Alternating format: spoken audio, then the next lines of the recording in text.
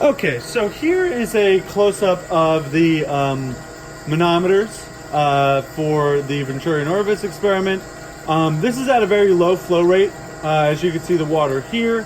As you increase the flow rate, some of the manometers go up, some of them go down. So we'll explain that a little bit. Effectively, what you have, say, in states 1 and 2 here, manometers 1 and 2, is the pressure in the Venturi at state 1 and the pressure in the Venturi at state 2. State 2 obviously has a smaller diameter, so it has a higher velocity, so it has a lower pressure, okay? So effectively, all of these are gauge pressures, but we don't know exactly what sort of absolute pressure these are under.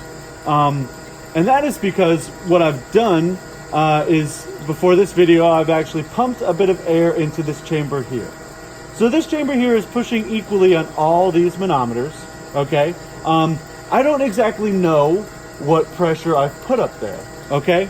But I don't really care, because as you can see from our equations, our coefficient of discharge is dependent on P1 minus P2, okay?